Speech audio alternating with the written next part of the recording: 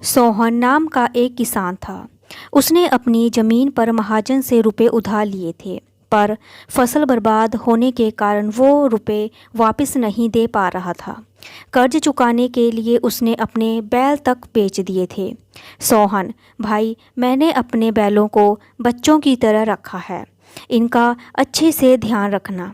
बैल खरीदने वाला भाई, अभी मैं इनकी आधी कीमत दे पाऊंगा, आधे रुपए अगले महीने लेना।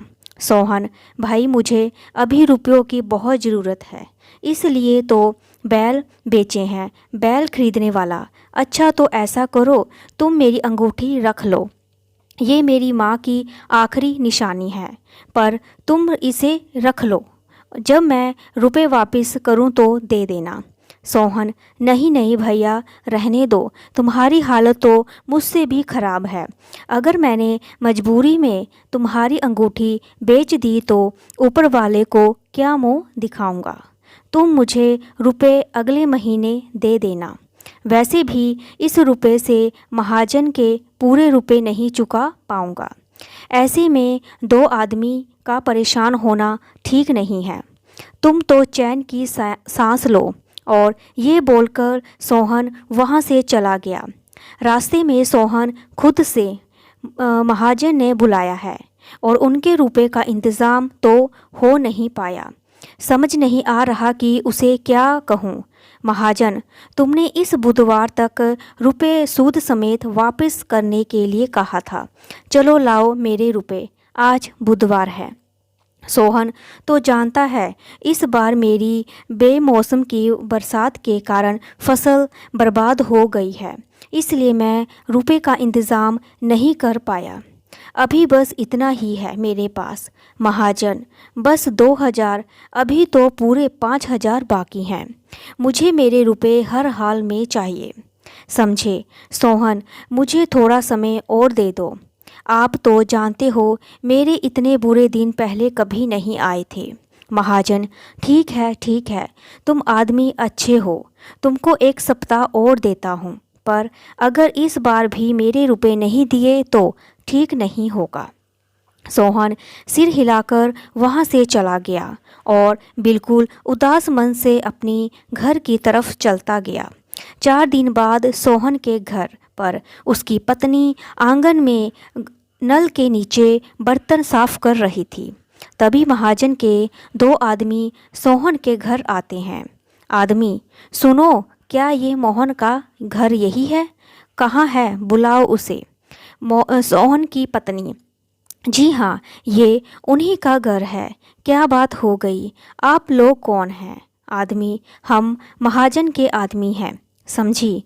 बोल देना अपने पति को कि 3 दिन दिए हैं महाजन ने, पैसे लौटा दे या अपनी ज़मीन और घर, समझी ना। उसके बाद बेचारी उदास मन से सोहन का इंतज़ार करने लगी।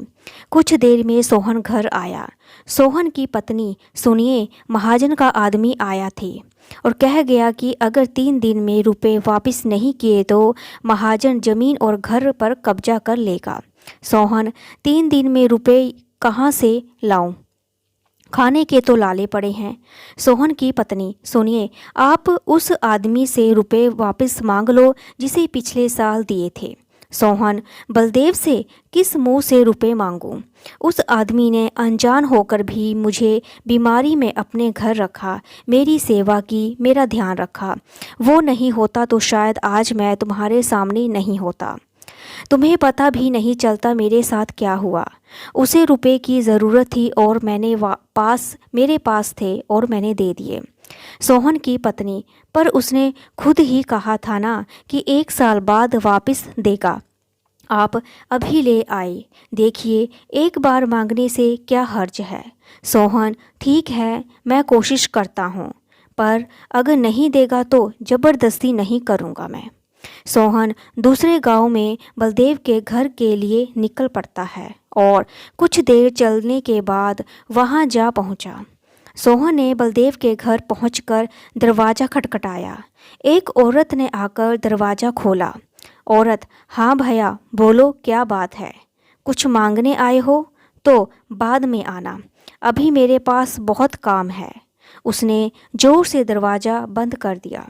सोहन, मैं इस औरत को भिखारी लग रहा हूँ? हे राम, मेरी हालत ऐसी हो गई है। फिर उसने खुद को देखा। सोहन, अरे मेरा तो कुर्ता फट गया। फिर उसने दोनों हाथों से कुर्ते को थोड़ा नीचे किया। सोहन दोबारा दरवाज़ा खटखटाता है। औरत, अरे तुम फिर आ गए। तुम लोग भी ना बिल्कुल चैन नहीं लेने देंगे। सोहन पर वो औरत, ये वो क्या, अब रुको यहीं। औरत अंदर चली गई। सोहन, अरे ये तो कुछ सुन ही नहीं रही। औरत एक रोटी लेके आई। औरत, ये लो, अभी सब्जी नहीं है तो प्याज के साथ खा लेना। और हाँ, अब पैसे मत मांगना, रोटी दे रही हूँ, चुपचाप ले लो। सोहन, आप मेरी बात तो सुने। औरत, अरे अभी भी कुछ कहना है? सोहन, बलदेव को बुला दो, उससे काम है। औरत, कौन बलदेव? सोहन, इस घर का मालिक है ना। बलदेव, मुझे उससे थोड़ा काम है। औरत, बलदेव? कौन बलदेव? इस घर के मालिक मेरे पति रमानाथ हैं, समझे। सोहन, मैं पिछले साल बलदेव के साथ इस घर में पूरे 15 दिन रहा था। औरत, ओ भिखारी, तुम पिछले साल की बात कर रहे हो? मेरी शादी को 10 साल हो गए हैं। मैं 10 साल से यहाँ रह रही हूँ। मेरे पति जन्म से ही यहाँ रह रहे हैं। ये घर उनके पुरखों का है, पुरखों का, समझे। सोहन, पर मैं बलदेव के साथ इसी घर में था। औरत, तुम भिखारी होकर मेरा घर हड़पना चाहते हो? देखो, सीधे सीधे यहाँ से निकल लो, वरना ठीक नहीं होगा। सोहन, मेरी बात तो सुनो। औरत, चलो चलो, निकलो यहाँ से। अगली बार दरवाज़ा खटखटाया तो मार खाओगे। औरत ने उसके मुंह पर दरवाज़ा बंद कर दिया। सोहन हार कर एक पेड़ के नीचे बैठ गया। सोहन, क्या हाल हो गया है मेरा। पहनने को ढंग का एक कपड़ा नहीं, खाने को दाना नहीं। तभी एक आदमी उसके सामने एक सिक्का फेंक कर चला गया। सोहन, शायद सच्ची में मैं भिखारी लग रहा हूँ। तभी उसकी नज़र सामने एक घर के आंगन में घड़े बनाते कुम्हार पर पड़ी।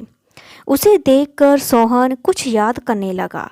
फ्लैशबैक, यानी कि पीछे सोचने लगा। सोहन सड़क पर चक्कर खाकर गिर गया। उसे बहुत चोट लगी और खून बहने लगा।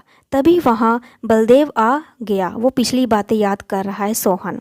बलदेव, भाया संभल कर, लो मेरा हाथ पकड़ो। बलदेव ने उसे सहारा देकर खड़ा किया और घर ले गया। बलदेव तो चलने की हालत में नहीं हो। तुम्हें तो बहुत तेज बुखार भी है। ऐसा करो, कुछ दिन यहीं मेरे साथ मेरे घर में रहो। जब अच्छे हो जाओगे चले जाना। सोहन खड़े होने की कोशिश करता है पर गिर जाता है। बलदेव, अरे भाई संभाल कर, कहीं ऐसा ना हो कि जिंदगी भर ना चल पाओ। सोहन, ना ना, ऐसा मत बोलो। बलदेव, तो आराम करो। बलदेव ने उसकी बहुत सेवा की। सोहन अब थोड़ा बहुत चलने लगा। सोहन यहाँ भीतर पड़े पड़े जी घबराने लगा। थोड़ा बाहर हो आऊं। बलदेव, अकेले कहीं चक्कर खाकर गिर ना पड़ो। अभी भी बहुत कमज़ोर लग रहे हो। चलो मैं भी चलता हूँ। दोनों घर से बाहर निकलते तो सामने वाले घर में घड़े बनाते हुए कुम्हार ने आवाज़ दी। कुम्हार भाई, कहाँ जा रहे हो? तुम तो जब से आए हो घर में ही कैद हो, बाहर ही नहीं निकलते। दोनों उसके पास जाते हैं। सोहन, भाई वो तबीयत ठीक नहीं है, तनिक दिनों से, कोई आज जाकर बुखार उतरा है। कुम्हार, एकदम मुरझा लग रहे हो। तभी मैं सोचूं पड़ोस में नया आदमी आया और कोई बातचीत नहीं। ये देखो, तुमने तो ढंग से धोती तक नहीं आती। सोहन, ठीक तो है। कुम्हार, नहीं ठीक नहीं है, तुमको चलने में दिक्कत हो रही होगी। मैं बताता हूँ ठीक कैसे होगी। कुम्हार ने सोहन की धोती को थोड़ा पीछे से खींचा। कुम्हार, अब ठीक लग रही है, अब सही है। फ्लैशबैक, समाप्त होकर। और जो पिछली बातें याद कर रहा था सोहन, अब में आ गया है। सोहन कुम्हार के पास गया।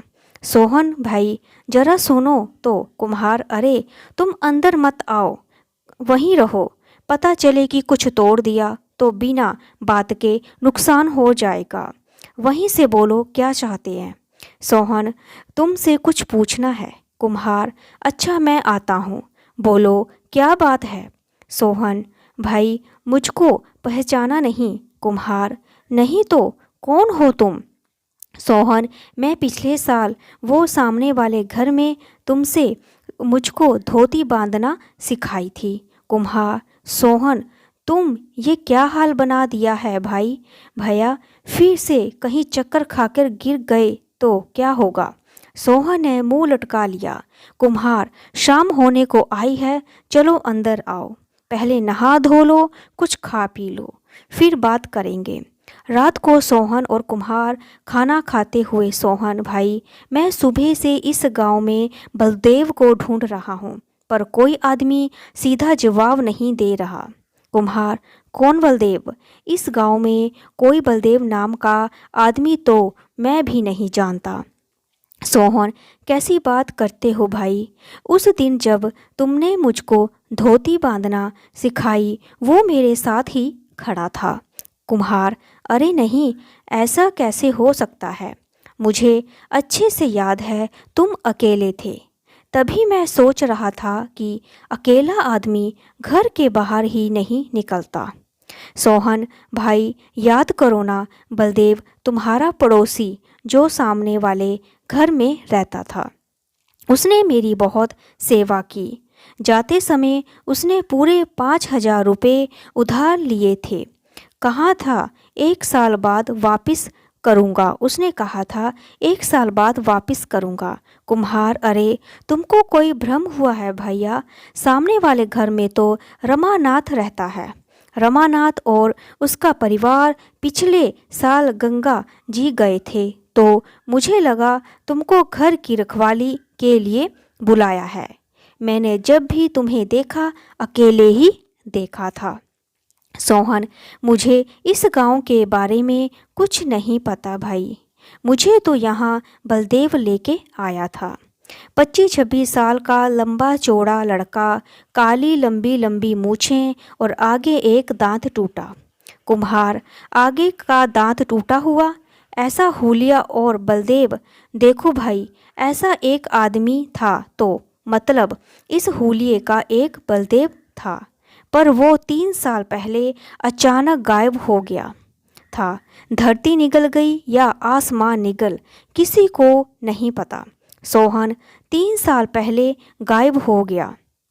अरे नहीं भैया, मैं तो पिछले साल ही मिला हूँ। कुम्हार, भैया लगता है बलदेव नाम से किसी ने ठगी की है। मैंने तो यहाँ तक सुना है कि वो गलत काम करता था। 2 नंबर का अंधा, वो 2 नंबर का धंधा और उसी के किसी दुश्मन ने समझ रहे हैं ना। मैं तो कहता हूँ तुम उसके चक्कर में मत पड़ो और सुबह को अपने गांव निकल जाओ। वो 2 नंबर का धंधा और बेकार आदमी है।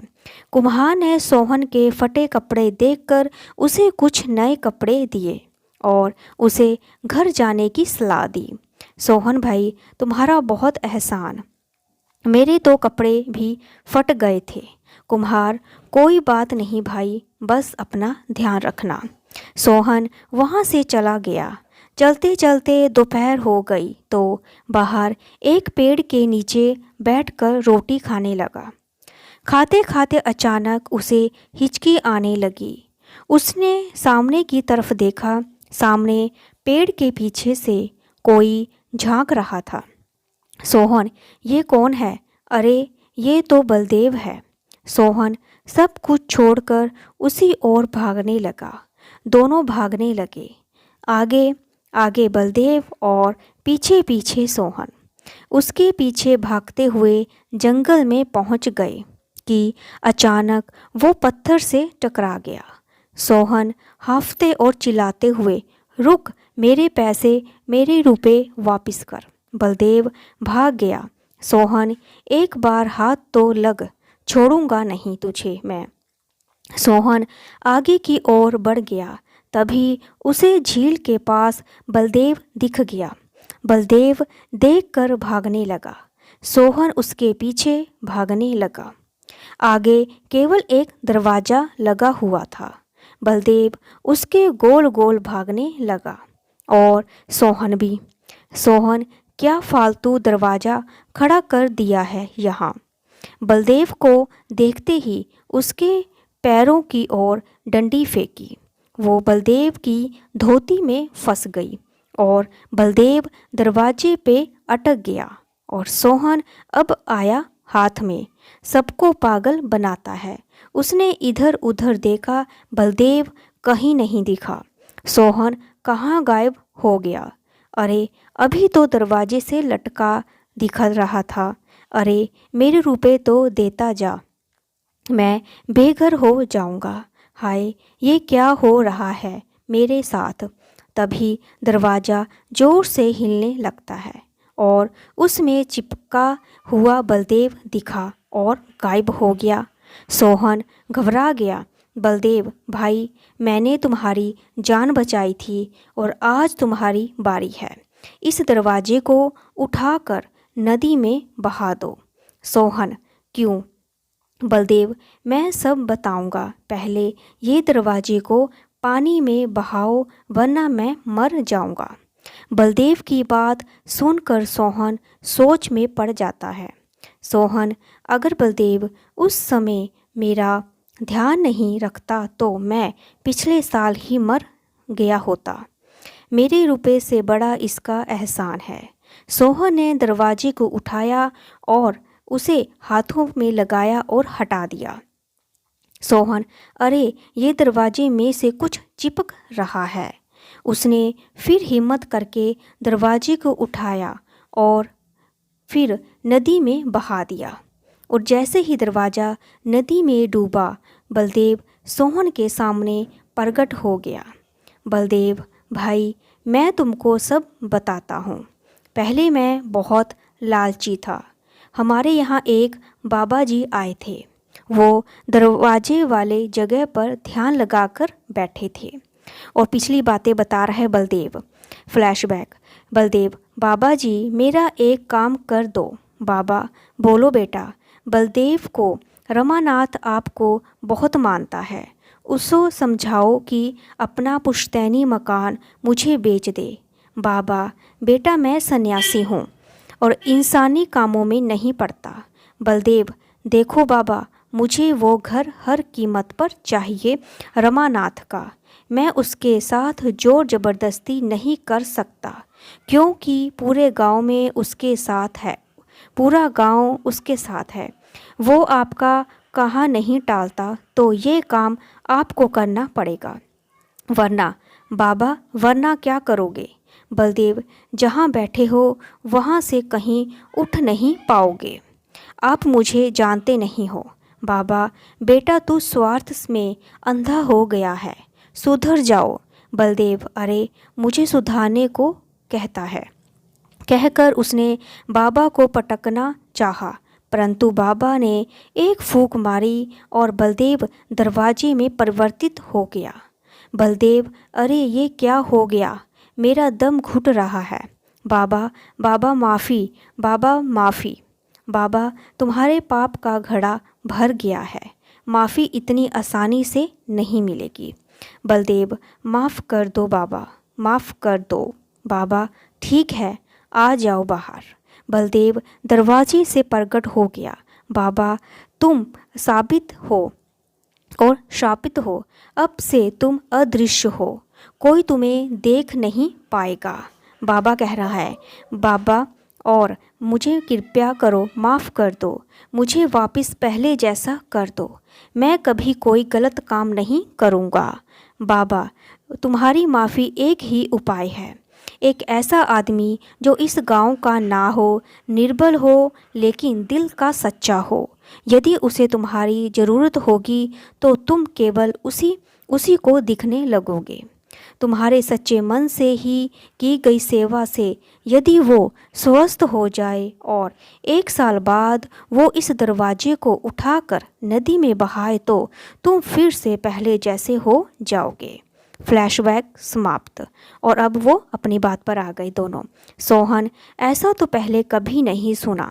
बलदेव, जब मैं तुम्हें दिखने लगा तो मैं समझ गया कि तुम ही हो वो आदमी, पर मैं तब तुम्हें ये सब नहीं बता सकता था। इसलिए तुमने रुपए उधार लिए दिए कि तुम 1 साल बाद इसी बहाने वापस आओगे।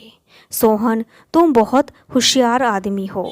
गायब होकर वापस इस दुनिया में आ गए। बलदेव ने वही मिट्टी में गड्ढा खोदकर एक डब्बा निकाला।